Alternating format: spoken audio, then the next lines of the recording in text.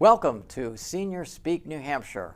I'm Dan Wise, your host, and I'm an AARP volunteer, which is, and AARP is the sponsor of this show. Today's going to be a fun program. I think you'll find it really enjoyable. We are going to talk about a nonprofit organization, a worldwide nonprofit organization that brings really interesting educational experiences to everyone. And they can be travel experiences, or they can be experiences that you have online, if you choose. And we'll talk about that online stuff toward the end of the show. It's a program called Road Scholar, and it started right here in New Hampshire, and we will talk about that as well. Road Scholar bills itself as a university of the world, inspiring adults to learn, discover, and travel. Sounds pretty good to me. Tell me more. I want to introduce Steve August. He's Director of Marketing for Road Scholar. And as you may or may not know, it used to be called Elder Hostel when it started 50 years ago in New Hampshire through a couple of imaginative fellows at UNH. Steve August, our guest today, is a New Hampshire person. He's a graduate of St. Anselm College, and he also studied at UNH. So, Steve, welcome. Thank you very much, to Dan. Senior Speak. Yep, glad to be here. So, Road Scholar is a name that really puts it together. It puts together education and travel, in a sense. So what's your capsule way of explaining what Road Scholar is today? I would say, I always say my elevator pitch is, we're a non-profit educational travel organization for people over 50 years of age. And that's the way that I encapsulate it. People who are curious about getting out there and learning and continuing learning as they age. Yeah. How widespread is it now in terms of the number of offerings and people participating? Oh my gosh, we've got about 1,000 programs that we offer worldwide. So in the U.S., internationally, on the water, 1,000 programs, and like you mentioned, online, which we can talk about later. Mm-hmm. And about how many people are participating? We have close to 100,000 people who travel with us each and every year, and over the course of time, it's been a substantial amount. Or it's in the millions. So millions, yeah, obviously, yeah. So let's talk about the founders of the people who came up with the idea for this program were Marty Knowlton and David Bianco, who were from UNH, and I think we have an image of them, a picture of them, and could you just kind of give us a little bit of the germination of it, and then we have a video that we're going to show that kind of really takes us through that story. Sure. Yeah. No. In 1975. Marty came back from overseas, and he was traveling, and he had seen that there were all these hostels all over Europe, and he came back, and he was talking to David, who was the residence director at UNH at the time, and he said, "Boy, there's all these hostels over in Europe. I think that there should be hostels for elders in the U.S." And where they could learn and continue learning, because he really was passionate about that at the time, and that was the impetus for Elder Hostel, which then became Road Scholar. And they were part of it. Part of the idea was, as this guy's the head of the dormitories at UNH, was we could use the dorms in the summer. Yeah, that's exactly what they did. So they partnered with a number of universities. First one was UNH because he had those connections, right? And what they did is they had participants come in, and they had faculty present, lectures to the participants. and they stayed in the dorms at that period of time. We've since changed over time, and with Rhodes Scholar, one of the things that we discovered over time was people didn't like being called elders necessarily. I think it's an enduring term, but we found it wasn't that attractive from a marketing standpoint. And then the hostel, the whole idea that you're staying in a hostel. People have changed over time, and they like to stay in hotels. So now we stay in 4-star hotels, 3.5, 4-star hotels, and we're called Rhodes Scholar, not Elder Hostel. And this year is the 50th birthday for Rhodes Scholar / Elder Hostel. It's a big celebration for us. And so I think we'll have the video right now that kind of takes us from the beginning to today. Yeah. And then we'll talk some more. Sounds good. The First Lady of the Theater, Miss Helen Hayes. I want you to meet some friends of mine, some exciting older Americans who have proved that growing older doesn't mean that you have to stop growing. 50 years ago, Rhodes Scholars founders sought to empower older adults through learning and embarked on a journey that has redefined aging.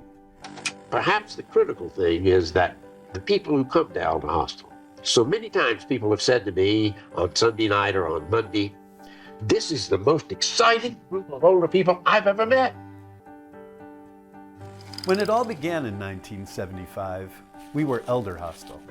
Today we are Rhodes Scholar. And our mission continues to define the vitality of aging across generations. One thing that happens to you when you go to Elder Hostel and you engage in learning just for the pure joy of learning. The nice thing about it is there are no grades, no required reading, no tests, but you learn through osmosis. Gathering with other curious, open-minded older adults and learning together transformed ideas of growing older and changed the trajectory of older age and retirement. It gives you a better idea of yourself in the sense that an improved concept of self, I suppose. And you just come away from there feeling better. Rhodes Scholar creates communities in which learning is the journey of a lifetime. From virtual lectures to hands-on workshops to behind-the-scenes explorations, Rhodes Scholar makes learning stimulating, meaningful, and fun. Elder Hostelers are a group of people that are so extraordinary that they will bring gifts to you and enrich your life.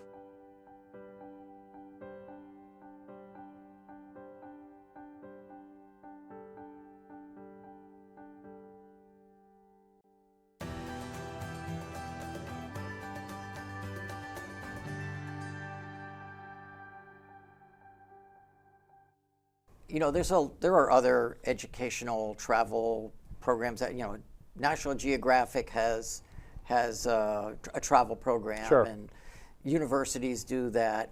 What do you think makes Rhodes Scholar different or better, or how do you characterize that? Yeah, well, we're a true nonprofit. I don't know if you know National Geographic and who they're owned by now, but they're not quite the same organization that they were. But for us, we are one of the largest nonprofit travel organizations in the U.S., if not the largest.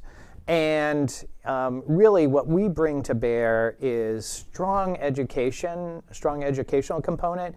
And I think one of the unique things and aspects about it is curated opportunities. And what I mean by that is if you were to go, like I did, I went to Montreal. We had a program in Montreal, Independent Montreal, to understand all about Montreal.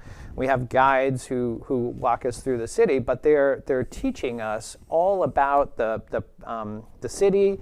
I learned all about the immigration waves that happened from the very first time that the French landed on the shores of Montreal, and through the history. But you also get to a really good behind-the-scenes opportunities that you don't get. Like you can go to Notre Dame Cathedral in Montreal and see its splendor, But I had the opportunity, for instance, to go upstairs and spend time with the organist there, who told us all about what he did there and what he plays. He actually had recently played for the wedding of Celine Dion in that church, which was kind of interesting. And then he told us, he played for us and performed for us, and gave us a whole background there. So that's an example of a curated opportunity that you wouldn't get if you did it by yourselves, and learn so much about the organ, and about Notre Dame, and about Montreal. Yeah, and then now I think we talked before the show. We were talking. There was some interesting aspects of who the people are that sign up for Rhodes Scholar. Could you talk about the kind of travelers or the kind of participants, whether they're traveling or not, that do Rhodes Scholar programs? Absolutely. So, 90% of the folks who participate with us are retired. And because we're a nonprofit, we really just kind of figure out what our cost is, what we need to kind of cover our costs, and then our pricing is set at that. So it makes it attractive to retired folks. Of course, you have to be over 50 in order to participate in the majority of our programs. I'll get to which ones don't involve that in a minute. But and then the average age is 72. They tend to be primarily female, 65% female. Has to do with the age combination of, women, I think, might leave their husbands at home and travel, but a lot of times the husbands have passed away and they might be widows. And so they're taking that first adventure and traveling solo. And that's the nice thing about Rhodes Scholar. Traveling as a group, we embrace you. The participants embrace you if you're traveling alone, and it's a much safer experience than traveling by yourself, and a lot of people like that. A lot of teachers, about 40% of our participants have been involved in education, either they're teachers or administrators. So they're really people who are curious and interested in lifelong learning. And I'll tell you, you want to, if you're at a dinner table and you always want that person next to you to be someone who's really curious and intelligent, yes, and have a great conversation, and that's what all of our participants are like. Yeah. So could you talk a little about the size of the groups and who the guy is? I assume there's somebody that's starts the trip with you, with your group, and takes you right through it. So what are some of the mechanics of the program? Well, first of all, you have to enroll in a program. You have to find one of the 1,000 programs that you want to enroll in. And we have different activity levels ranging from a low activity level, which might be just classroom based, and you're in a classroom and you want to, you can't maybe get around so well, to all the way up high adventure ones where you're hiking the mountains of Peru. So you have to find programs that you like in that regard. But in terms of the makeup of the programs, it can be anywhere from as small as 12 people in terms of microgroups. Our average size is probably around 24 people on a program. And then we have larger programs like our Rose Bowl Parade program, where you can actually participate in the making of a float. And we've had as many as 600 people participate in that. They're all split into separate groups, but it's pretty neat. So it ranges in size. You have lecturers on the programs, you have guides on the programs, and group leaders who facilitate all of your arrangements and everything. Mm-hmm. And what's the duration? I haven't really spent a lot of time in the catalog. What's the duration of the program? Yeah, well, we'll talk about our online programs in a minute, but for the on-site programs, they range from about 6 days. We do have some as small as a weekend, a short weekend, which are 5 days, all the way up to 126 days, if you can believe it. Wow. And that's what we call our World Academy. And you are on a ship traveling around the world, and over 126 days you visit a lot of different countries, and you get many different lecturers and guides in those countries and everything that we facilitate. Yeah.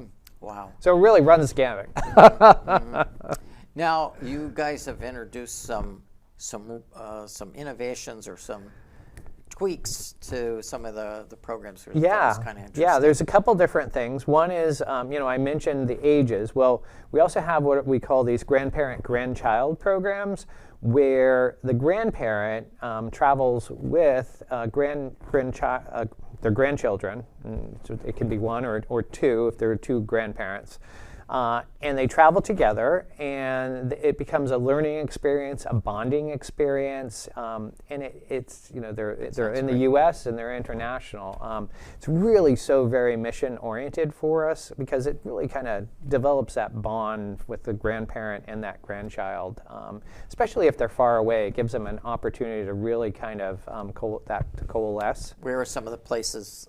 What's an example of a grandparent? I mean, it could. I'll tell you. I did a bike and barge in the Netherlands one time, and that has a grandparent-grandchild program where you're staying on the barge together, small quarters, but then you're also biking from point to point. And the neat thing about that is the barge is your hotel room, and as you're biking, the barge meets you on the road, right? At the end of your duration, you just the bikes get brought right up onto the barge and everything. It's great. The key thing about it is it's a learning adventure for them both, and there is time set aside so that the grandparent can have a little bit of downtime away from the grandchild as well, where there are folks leading activities for the grandchildren together. And then they do have opportunities when they're learning together as well. So it's really the best of both worlds. And then there's something with solo traveler. Yes, that's a new program that Solo Traveler is about a large chunk of our participants travel solo. For any right. trip. So we've introduced these programs called Go Solo, and what they are is they're just made up of people who are traveling solo. There's no single supplement on top of the expense, so no additional expense to be had because you're traveling as a single. And you get to interact with all of these other folks that are in the same sort of situation you are.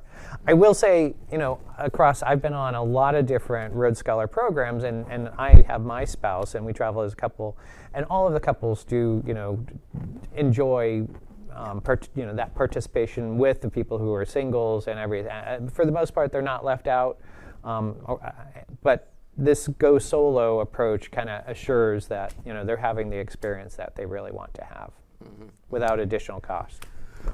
Speaking of cost, let's can you give some examples of how the pricing works? Because I think it tries to be pretty inclusive. It does, yeah. I mean, we have some great programs that are, about 2,000, little over, little under, in Costa Rica, ranging from programs that are at that top out. I mentioned the World Academy. That's a pretty high-end program. We even have a program that's a private plane around the world.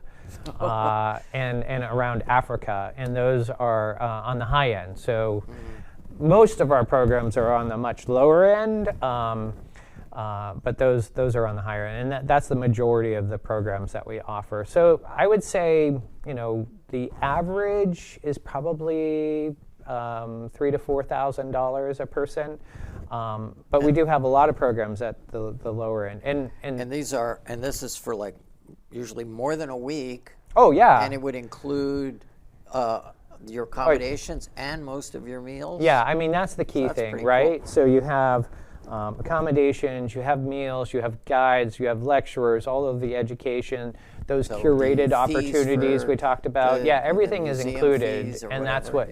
Tickets, everything is included, including tips, and that's what makes it sort of a really nice experience. You pay one price and you're done. Wow. Yeah. I mean, it really is an amazing offering. And in fact, we hadn't talked about it, but we are offering AARP. We've got the Ethels who are going to be who've done a couple different group programs with us. One was a program on Broadway, being able to go to the theater and seeing behind the scenes of Broadway as well as seeing some plays. And we've got a number of programs that we're offering to the Ethels, the women-only group for AARP today. It's at roadscholar.org/AARP. You can see the programs we have upcoming with the Ethels. So it's really kind of neat. I think it's New Orleans, Charleston, and a women's own, a really kind of very, it's called a Bliss program that we're offering. So. Okay. Yeah. And then there's also some financial aid type things that come into play. Right. So again, Road Scholar is a nonprofit. We're very mission oriented, and as part of our mission, we think it's really important to make our programs available to people who can't afford them. In fact, we've been doing that since really the start of Road Scholar. Way back when, we would give $50, to people so that they could join a program as a grant. Today, it's substantially more than that, but we have caregiver grants. That was something else I was. For people who need a respite, so they can apply for those. They can go online and just go to roadscholar.org and search for grants. We're looking to kind of expand the number that we're offering there. And we also have what we call pair grants, which are grants for teachers that are in the process of retiring. So it's an opportunity, because, we know what teacher pay is like. So this is an opportunity for teachers to apply as they retire and want to participate in our programs. So there's a whole application process for those on the website. Mm-hmm. Mm-hmm. Have you? We hadn't talked about this in advance, but do you have any information about sort of the health benefits or the benefits of these kind of programs? The mental stimulation. There's actually a lot of studies that show. Travel and lifelong learning is really valuable. I don't know if you know much about the Lifelong Learning Institutes, the OLLIs, and they've done a lot of studies showing that this helps to kind of keep the brain more stimulated, younger, and there's a lot of studies out there that show that. I would say just traveling unto itself, right? You're exposing yourself to new opportunities. You're out there, especially if you're on, some of the higher activity programs. You're doing walking a couple miles a day, so you're staying active. All of that is good for the body and great for the mind. So. Yeah, and I think that the approach that this program offers is for like somebody who is in a state of transition. Maybe they lost a spouse a few years ago and they're like trying to figure out, or they're retiring. For some folks, when they retire, it's like, what do I do with myself now? How do I harness my energies? And maybe they aren't travelers. Maybe they've been nose to the grindstone for many years and they just are. I'm a traveler. I love to travel and I love planning a trip. To me, that's half the fun is me figuring it out. But there are times in my life where it's like I did Club Med when I was young. I had just changed jobs. I changed where I lived, and I just wanted a vacation that I did not have to. That I showed up for. And I really think that for over 50 folks that this is an incredible. Opportunity. It is. I mean, there are people who've all their lives they've planned the trips, they've done them themselves. Slowly over time, we're all getting older. Find that I don't want to have to figure out the airplanes, and I don't want to have to figure out the hotels, and we figure that out for you. We take that load off, and then we're helping you get from where you need to go to. We're taking you either by tour bus or whatever to the locations that you need to get to, or by barge, in the case of the program I was on. And a lot of people come off those programs and find it really just exceptional that they didn't have to do that, organize all of that. Yeah. And in fact, we do something with all of our programs. We kind of rate and score all of our programs. We use something called NPS. I don't know if you're familiar. It's called Net Promoter Score, in terms of understanding how well people like programs and how well we did. And constantly we rank very strongly in terms of those metrics, which means people really like what we're doing and have had a great time and great experience. And then I think the other thing that's really interesting, and I just dipped very little into it, was like, there's a program about the civil rights movement they go to Birmingham and Selma, and I'm not sure where else in Alabama. It's like, I would never know how to plan a trip like that. I wouldn't have the access to the people in that. Can you talk about that kind of trip and where it fits in the universe of programs that you guys do? Because you do go to Europe and fun places and safaris and things like that, but you also do this kind of thing. Very mission oriented. It's something we all love, just like the grandchild programs. I mean, this is a type of program which takes a look at our history, our combined history, and you mentioned the civil rights. Yeah, you march across the Pettus Bridge just like they did in the days of the civil rights. We have leaders come in from the Black African American community to really kind of speak to us, and everyone who's participating. In some cases, depends. Things have changed over time because some of those people unfortunately have passed away, but those who remain that can still sort of share their stories with us, participate, which is great. Those are the programs that really kind of warm my heart, because they out of those programs we become better people. We learn about our shared history, and we can see the struggles of people who are just like each one of us and what they had to go through. So yeah, they're really amazing programs.